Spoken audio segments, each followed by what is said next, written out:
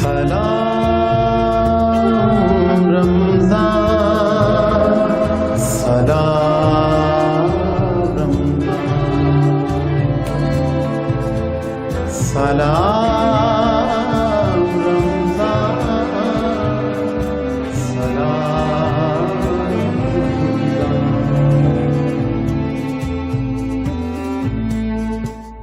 ناظرین السلام علیکم ورحمۃ اللہ وبرکاتہ. میں ہوں آپ کا میزبان ظاہر حسین اور آپ دیکھ رہے ہیں اس وقت 827 نیوز کا پروگرام سلام رمضان. ناظرین میں دعا کرتا ہوں کہ اللہ رب العزت ہم تمام مسلمانوں کو رمضان المبارک کی رحمتیں، اس کی برکتیں، اس کی سعادتیں زیادہ سے زیادہ لوٹنے کی توفیق عطا فرمائے. ناظرین حسب معمول آج الحمدللہ ہمارے پروگرام میں بہت ہی خوبصورت گلدستہ مہمانوں کا موجود ہے. میں آپ کا ان سے انٹروڈکشن کرواتا ہوں. تو سب سے پہلے میرے پاس ثنا خان مصطفیٰ جناب زین العابدین مرتضی صاحب آپ تشریف لائے.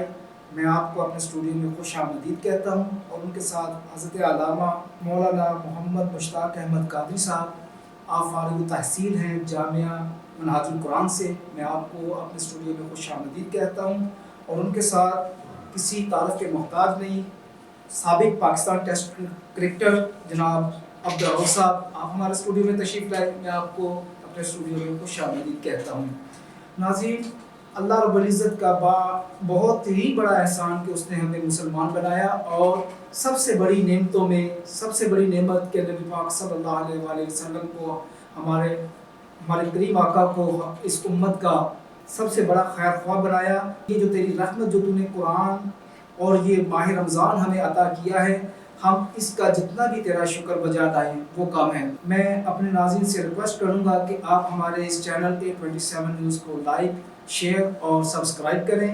اس وقت ناظرین ہم پروگرام میں شامل کرتے ہیں ایک چھوٹا سا وقفہ اور حاضر ہوتے ہیں چند ہی لمحوں کے بعد. ناظرین پروگرام میں ایک مرتبہ پھر خوش آمدید. میرے ساتھ موجود ہیں جناب زین العابدین مرتضی صاحب. ان کے ساتھ موجود ہیں حضرت علامہ مولانا مشتاق احمد قادری صاحب اور سابق پاکستان ٹیسٹ کرکٹر عبدالرؤف صاحب. میں تینوں کو ایک مرتبہ پھر خوش آمدید کہتا ہوں. ناظرین اس وقت پروگرام میں شامل کرتے ہیں نعت رسول مقبول صلی اللہ علیہ وآلہ وسلم. پیش کرنے کی سعادت حاصل فرمائیں گے جناب زین العابدین مرتضی صاحب.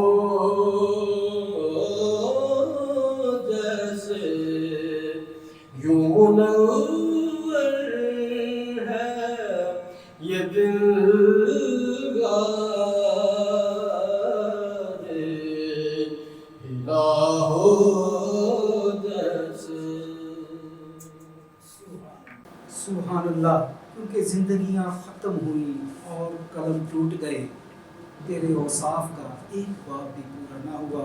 ناظرین، ہمیں تو یوں محسوس ہو رہا تھا کہ ہمارے اسٹوڈیو میں سید زبید مسعود صاحب نعت شریف پڑھ رہے ہیں. ایک مرتبہ پھر میں اپنے اسٹوڈیو میں خوش آمدید کہتا ہوں اپنے معزز مہمانوں کو. اور اس وقت ہم بڑھتے ہیں حضرت علامہ مولانا مشتاق احمد قادری آپ کی طرف، اور ان سے فضائل رمضان کے بارے میں سنتے ہیں. میں بتاتا چلوں کہ آپ فارغ التحصیل ہیں جامعہ منہاج القرآن سے، اور خطیب اعظم ہیں جامعہ مسجد باغ والی مانگا منڈی کے.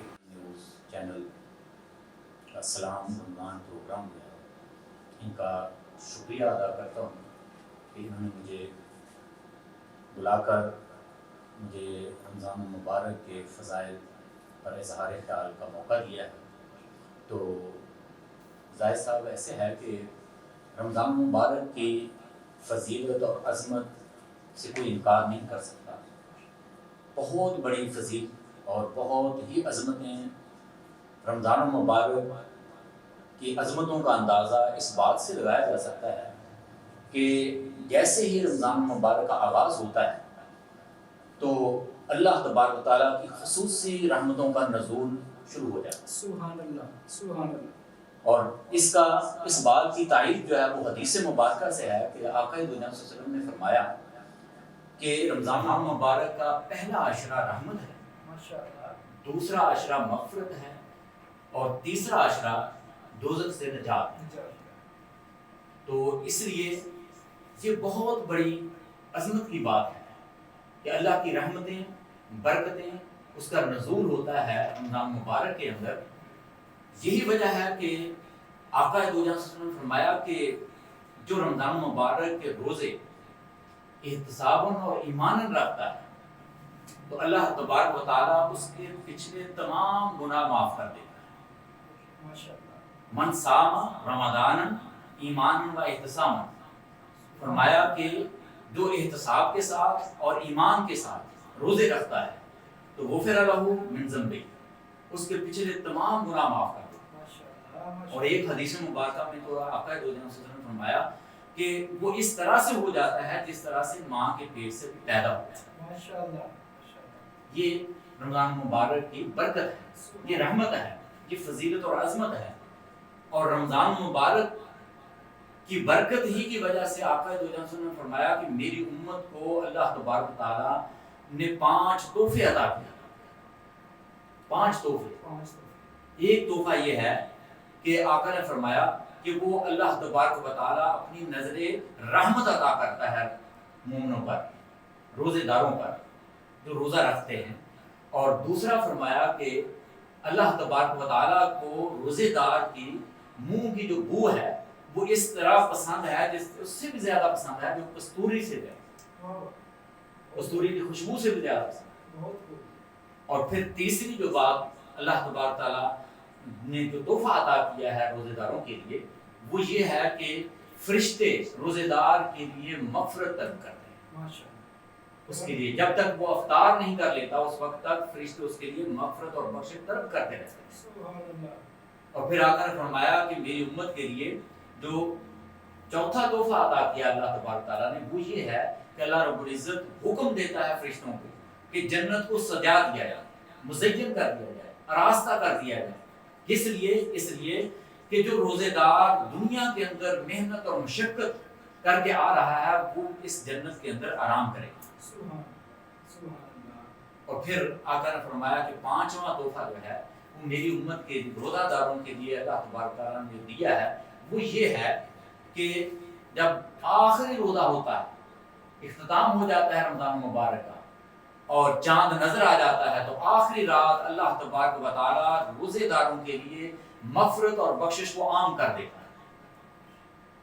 یعنی یہ جو ہمارے ہاں عید منائی جاتی ہے اس سے پہلے کی جو رات ہوتی ہے، چاند رات جس کو ہم کہتے ہیں، یہ بڑی عظمت والی رات ہوتی ہے، بڑی فضیلت والی رات ہوتی ہے۔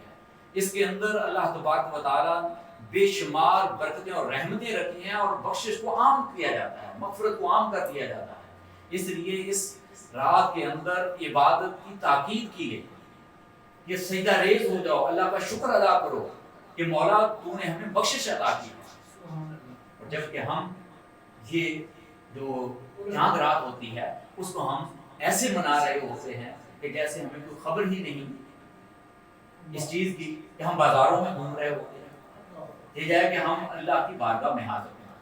تو اللہ تبارک و تعالیٰ نے اتنی فضیلت اور عظمت رکھی ہے رمضان مبارک۔ اور پھر دوزخ کے دروازے بند کر دیے جاتے ہیں، جنت کے دروازے کھول دیے جاتے ہیں، اور شیطان جو ہے جو برائی پر اکساتا ہے اس کو جکڑ دیا جاتا ہے، اور انسان جو ہے اس کو نیکی کا ماحول فراہم کیا جاتا ہے تاکہ بندہ مومن جو ہے وہ سیدھا جنت کے راستے پر چلے گا۔ جو بھی عمل ہوتا ہے آپ دیکھتے ہیں کہ جب رمضان مبارک کا آغاز ہوتا ہے تو ہر طرف نیکی عام ہو جاتی ہے، مسجدیں بھر جاتی ہیں نمازوں سے، عبادت کا ذوق شوق بڑھ جاتا ہے، قرآن مجید فرقان حمید کی تلاوت کا ذوق بڑھ جاتا ہے، صدقہ و خیرات عام کیا جاتا ہے۔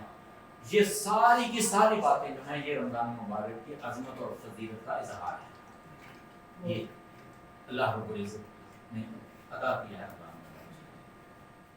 ناظرین پروگرام میں ایک مرتبہ پھر آپ کو خوش آمدید کریں گے. میرے پاس اس وقت اپنے پینل کا بہت ہی خوبصورت گلدستہ وہ میں آپ کے سامنے پیش کرنے جا رہا ہوں. پاکستان کے سابق ٹیسٹ کرکٹر جناب عبدالرؤف صاحب. عبدالرؤف بھائی سب سے پہلے تو آپ یہ بتائیے گا کہ رمضان المبارک میں آپ کی مصروفیت بطور اسپورٹس مین کیسی ہیں؟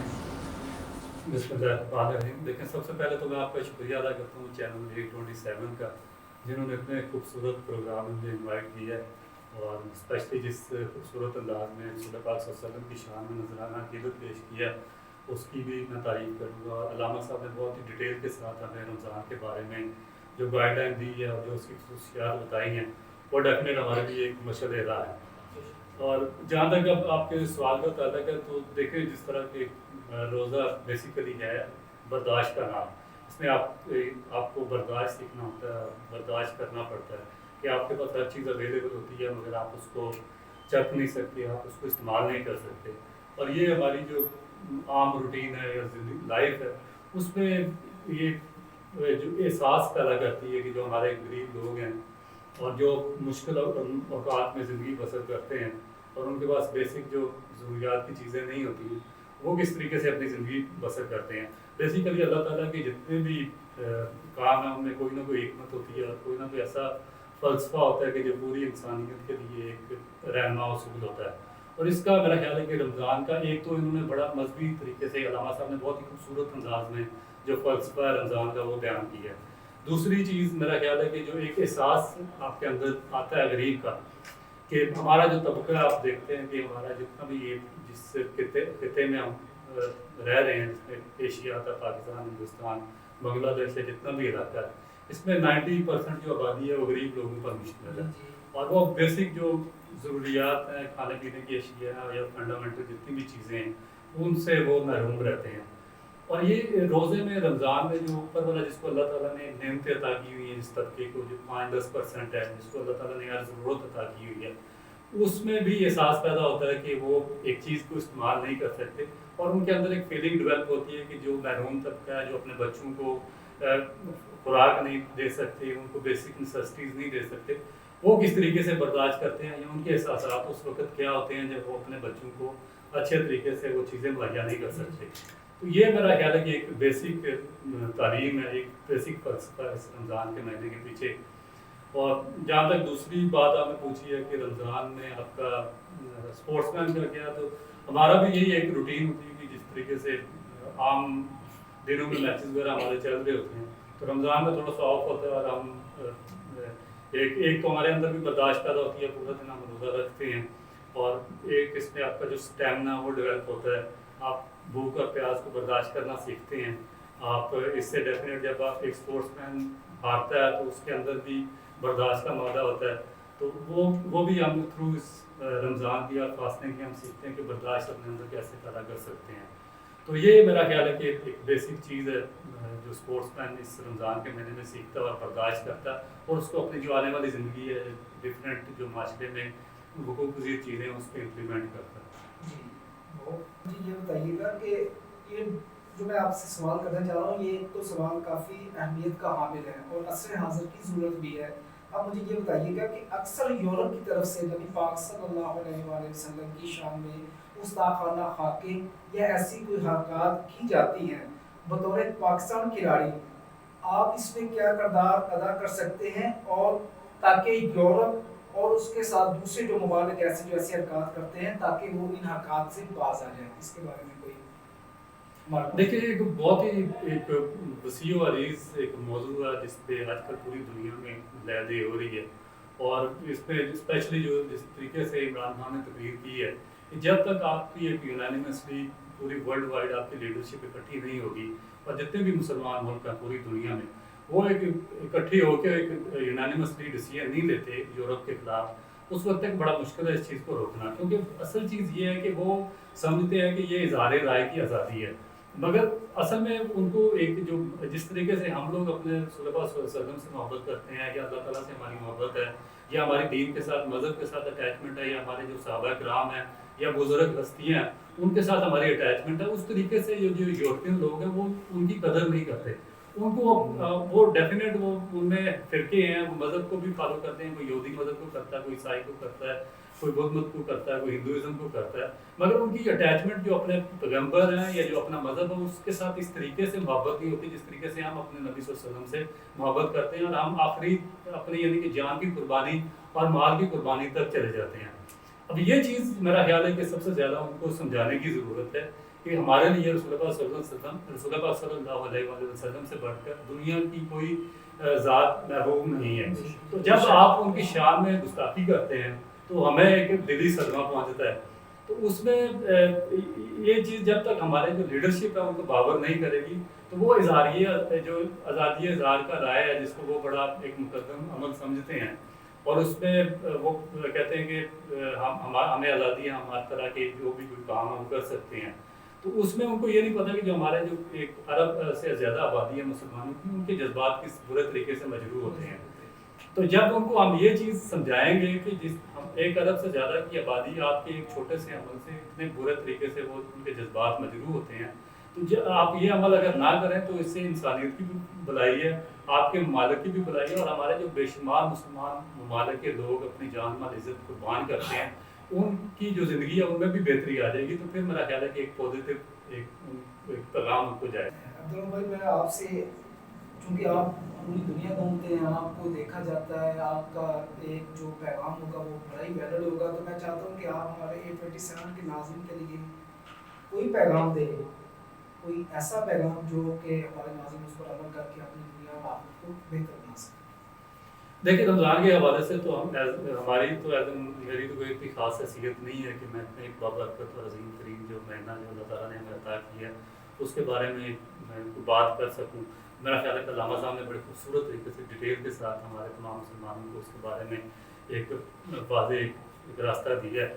تو یہ ایک میں چھوٹی سی بات کروں گا کہ ہمارے اندر ایک احساس ڈیولپ ہونا چاہیے. بیسیکلی جو نام ہے مذہب کا یا انسانیت کا وہ احساس ہے. جب تک ہم دوسروں کا احساس نہیں کریں گے ہم ایک نہ تو اچھے مسلمان بن سکتے ہیں اور نہ ہی ہم اچھے انسان بن سکتے ہیں. تو رمضان کے مہینے میں ہمیں زیادہ سے زیادہ یہ چیز دیکھنا چاہیے جس طرح اللہ تعالیٰ نے اس مہینے میں زکوٰۃ کا مہینہ عطا کیا کہ زکوٰۃ آپ اس مہینے میں دیں گے، آپ صدقات کریں گے، آپ دوسرے جتنے بھی فلاحی کام کریں گے اس کا اجر آپ کو 1000 گنا بڑھ کر ملے گا. میرا خیال ہے کہ ہمارے آس پاس جتنی بھی پڑوس میں آبادی ہے یا ہم آئے روز اخباروں میں یا ٹی وی چینلز پر دیکھتے ہیں کہ بے شمار مائیں اپنے ابو کی وجہ سے اپنے بچوں کو مار دیتی ہیں یا والدین اپنے بچوں کو کہیں پھینک دیتے ہیں. تو میرا ایک یہ پیغام ہے کہ اپنے آس پاس یا اپنے پڑوس میں یا اپنے آگے پیچھے جتنے بھی لوگ ہیں جو مستحق ہیں ان کی مدد کریں، اور ان کو اس نوبت پر خیال ہے کہ نہیں پہنچنا چاہیے کہ وہ اپنی زندگی بھوک پیاس کی خاطر یا کچھ چند پیسوں کے لیے وہ اپنی زندگی کی قربانی دے دیں. میرا خیال ہے کہ یہی میرا پیغام ہے کہ ہمیں دوسروں کا احساس کرنا چاہیے اس میں. جی ناظرین، بہت ہی خوبصورت میسج جو آپ عبدالرحمن صاحب جو کہ پاکستان سابق ٹیسٹ کرکٹر ہیں وہ دے رہے تھے. میں ان کو ایک مرتبہ پھر ان کا شکریہ ادا کرتا ہوں کہ آپ ہمارے اسٹوڈیو میں تشریف لائے. حضرت علامہ مولانا محمد مشتاق احمد قادری صاحب، آپ کا شکریہ ادا کرتا ہوں کہ آپ ہمارے اسٹوڈیو میں تشریف لائے. جناب زین العابدین مرتضی صاحب جو کہ سرکار صلی اللہ علیہ وآلہ وسلم کے ثنا خواہ ہیں وہ تشریف لائے. اور میں ناظرین آپ کو یہ بھی بتاتا چلوں کہ آپ بھی ایک مذہبی اسکالر ہیں. میں دعا کروں گا اللہ کریم سے کہ اللہ تعالیٰ یہ جو ہمارے زین العابدین مرتضی صاحب ہیں، یہ جو ہمارے 22 وقت ہمارے اسٹوڈیو میں تشریف لائے ہوئے، میں دعا کروں گا اللہ رب العزت سے کہ اللہ تبارک و تعالیٰ ان کی عمر میں خیر و برکت عطا فرمائے. ناظرین ہمارے پروگرام کا وقت اس وقت ختم ہوا چاہتا ہے. جو ہی پروگرام ہم وائنڈ اپ کریں گے تو پروگرام کے آخر میں نعت رسول مقبول صلی اللہ علیہ وآلہ وسلم وہ ہوگی جسے پیش کرنے کی سعادت حاصل فرمائیں گے جناب محترم زین العابدین مرتضی صاحب. اس سے قبل میں ایک مرتبہ پھر اپنے ناظرین سے التماس کروں گا کہ جن ہمارے ناظرین نے ہمارے چینل کو سبسکرائب نہیں کیا وہ ہمارے اس چینل کو سبسکرائب کر لیں. انشاءاللہ پروگرام سلام رمضان میں آپ سے ملاقات ہوگی کل تک زاہد حسین اور میری پوری ٹیم کو آپ اجازت دیجیے. اللہ حافظ. السلام علیکم ورحمۃ اللہ وبرکاتہ. کوئی نہیں تجھ سا کوئی